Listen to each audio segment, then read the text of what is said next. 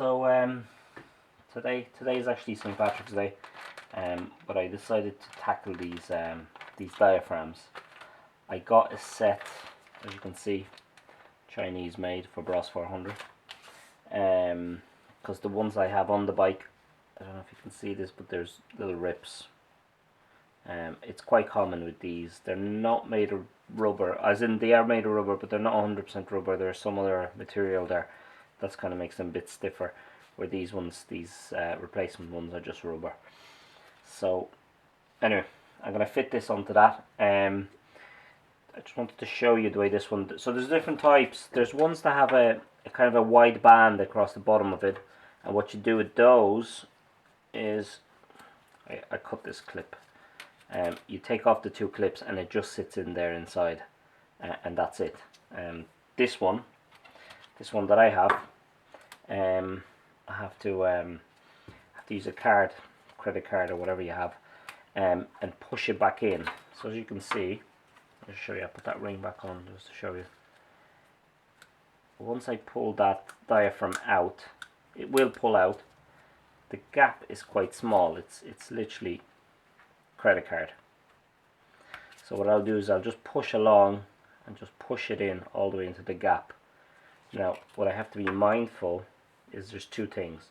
One is the location of this, and its location is with that little hole there, this one here. So it lines up, so it'll be something along the lines of this. I'll show you on this one. To show you, it's more or less, see, it's ever so slightly off. So anyway, what I'll do is on the inside I'll actually just mark it off before I pull it off. So let's do that. Let's get a marker.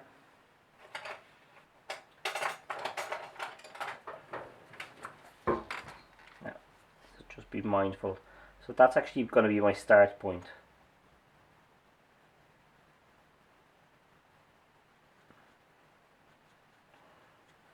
Now, that's going to be my start point. So, okay, so let's try this. So, you have to use a bit of force now. Ideally, you could remove this if you wanted to. Remove the needle. But let's see, as you can see, it's ripping. Now, I may put in some hot water if it doesn't come out. Ah, there it is. You see that? It just comes out. Now it does need quite a bit of force, so like I said, if it does rip, you can use the credit card to kind of spread them out a little bit.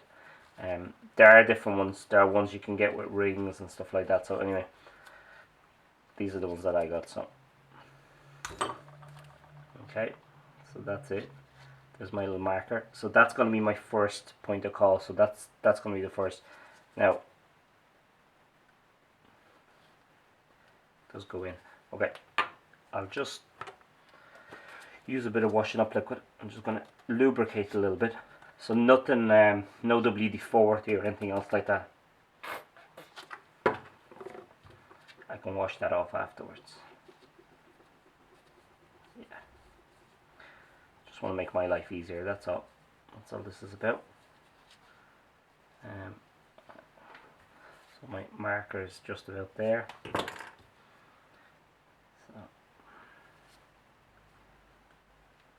Line this up, and as you'll see, as I'm pushing it in, it's gonna be let me just line this up a little bit. This is quite resilient, as in you can kind of pull this quite a bit. It won't rip easily.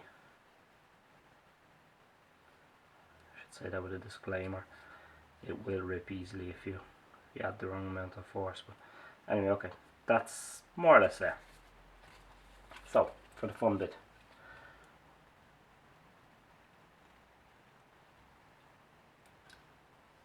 see, it's gone in and it's pinching it.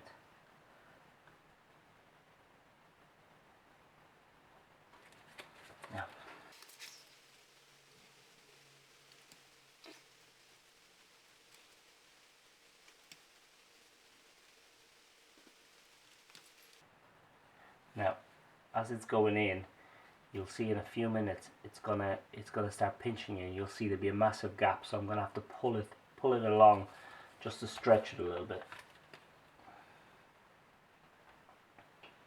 Now ideally the other kit, the one with the wideband, is easier. I'd probably recommend that one. I actually can't see in this light.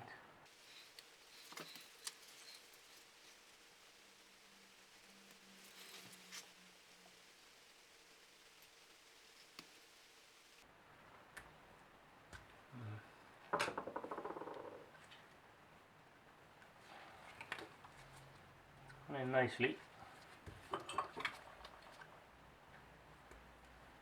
Now, this is what I was talking about. So as you see, it's pinching more along this side.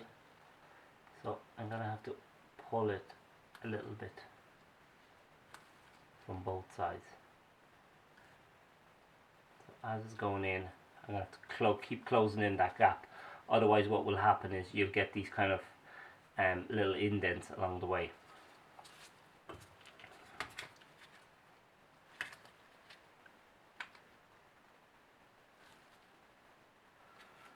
You have to be mindful that I don't pull it over, that this is still lining up. It is.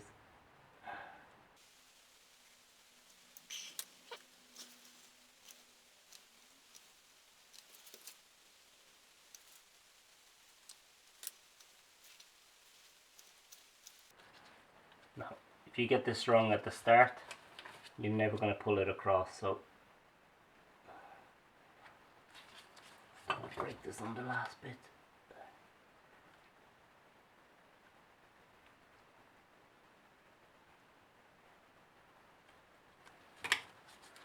Now, that's it. It's in. You just have to do a little massaging to get these little indents out.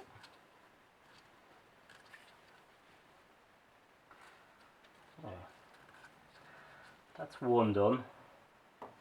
You can see there's the suction. I will just massage this out a little bit more. But anyway, that's how you fit them without actually breaking the ring, without having to remove the ring. Ideally, I would get the other kit. But anyway, if you're stuck with this one, that's how you fit it. So yeah, I just have to do the other one now. Okay, so as you can see, here's the first one. I've massaged them out a little bit now, not fully yet, but that's the first one. And it's a big difference to these ones that were broken. As you can see, and they're all broken. There's one. There's the other one. Same thing, cuts. So it's quite a common fail point. Okay, let me do the second one here, and actually here's another one. There's another one broken as well. Yeah.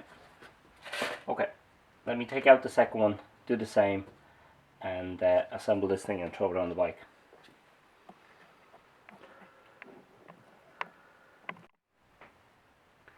Okay, so there's both of them back in again. If you see that, that's a nice little motion there. They're nice and clean. There's the other one. So they're perfect. So yeah, so I'm gonna get the cables. Either I'll find them in a box somewhere, or the new ones will arrive in time. And in the next video, what I'm going to do is I'm going to sink the carbs. That's my sink kit.